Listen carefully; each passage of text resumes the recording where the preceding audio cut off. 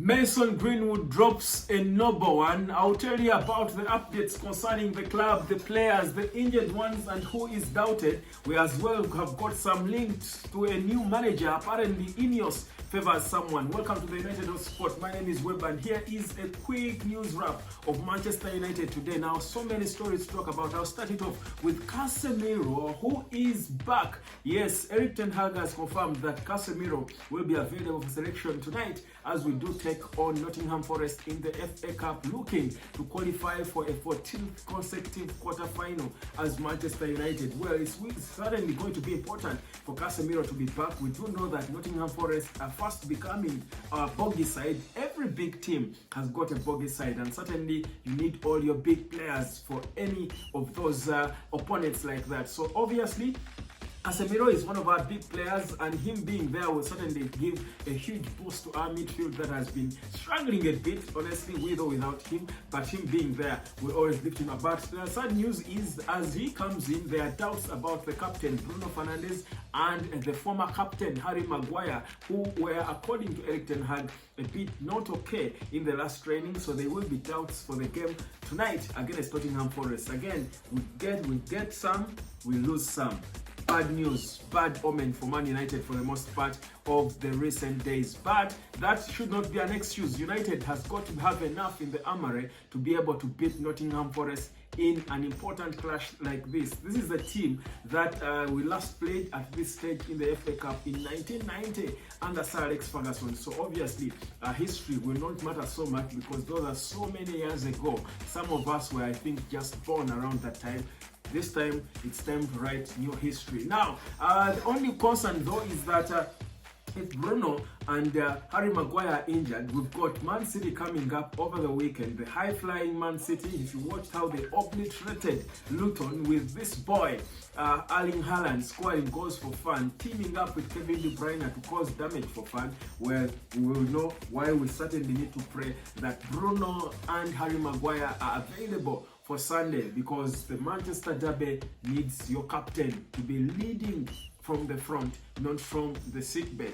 Now, moving on, still talking Manchester United, away from that update, there has been rumors and suggestions that have come up to claim that Jean-Claude Blanc, who is one of the board members but is also the CEO of Football Matters when it comes to Ineos, has apparently appointed to Zinedine Zidane, his countryman, as a potential replacement. Remember, after that loss to Fulham, there has been speculation and talk that Ineos have already, first of all, made up their minds on Erik ten Hag, and most people point to him being sacked. Now, whereas this may not be the popular decision, it might be true. There is no reason for us to doubt it. Now, they of course have already started speculating who could be coming in for him, and Zinedine Zidane's name is coming up. Apparently, Jean-Claude Blanc wanted to get Zinedine Zidane back then when he was still at Juventus, but Zidane had chosen to take a sabbatical, which he's still enjoying, and it is believed that Zidane is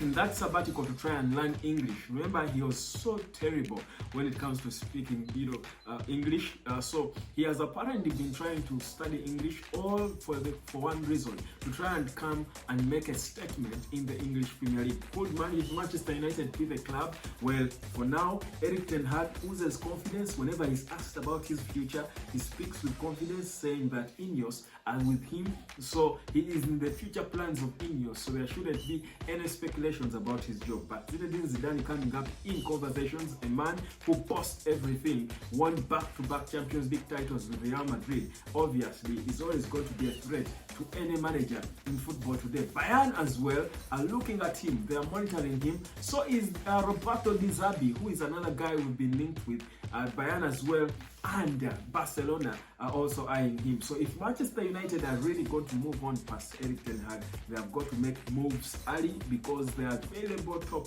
managers are certainly wanted by so many.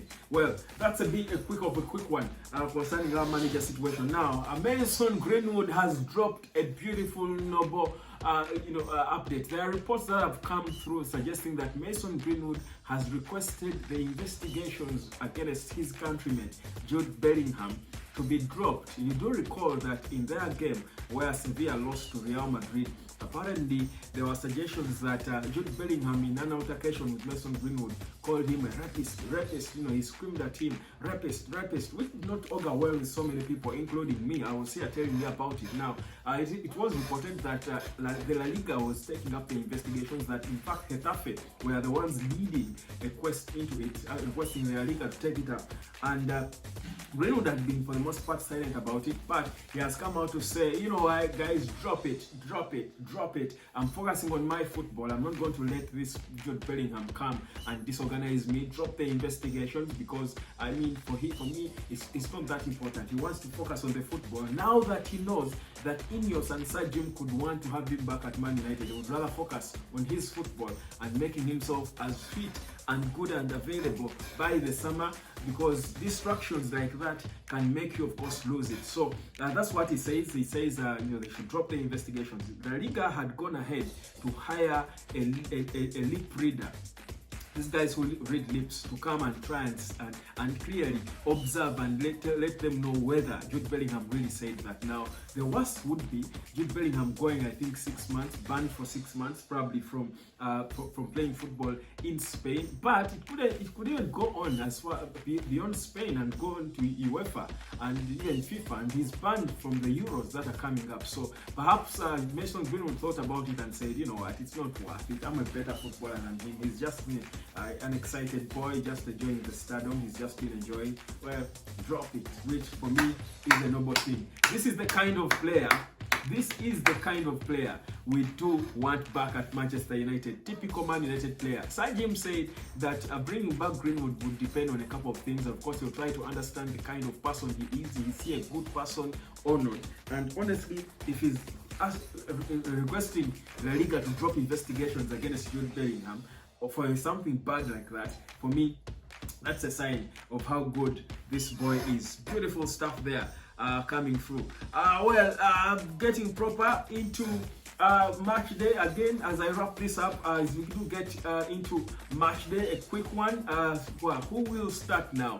I think we've not seen Casemiro play with Kobe Maino and Scott McTominay. I think this is the opportunity for us to see Scott McTominay come in there to play with Casemiro and Kobe Maino in the middle. I think it's a blessing in disguise for us to be able to test that.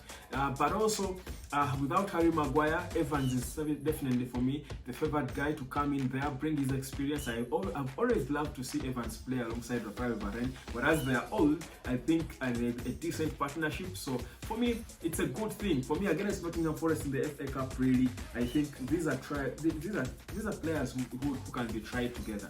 I honestly think we can still come out there and put in a good shift. Well, this is the United Hotspot. That's the news wrap for you concerning Manchester United today. I will be back later for the official match build-up as we do get proper to that routine watch along before kickoff. But for now, subscribe to the United Hotspot. My name is Webb. I'll be giving you all the news and updates as they come.